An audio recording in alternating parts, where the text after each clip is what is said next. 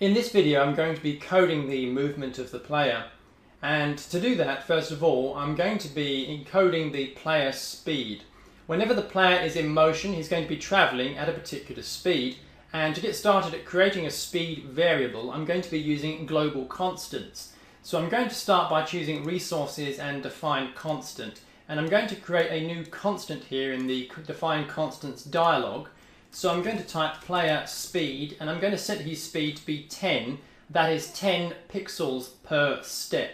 I'm just going to click OK temporarily and return back to the room and maximize this. In the settings tab you will see that the room speed is set to 30, which represents the number of steps per second. So when this room is active, there are going to be 30 steps per second. So when we are moving the player and the player moves 10 pixels per step, that is going to be updated 30 times per second.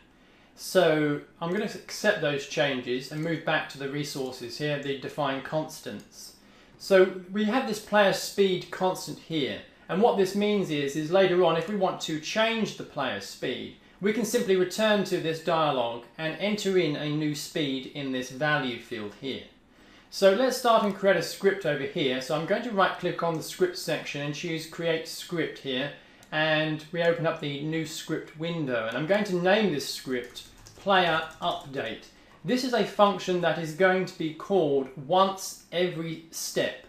So that means that for the room 1 level, every single step, that means 30 times per second, this function player update is going to be called to update the position of the player.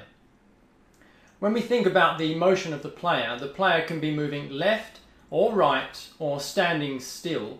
So I'm going to encode that direction using a hos direction for horizontal direction, and it's going to start with the value of 0, which means that the player is standing still.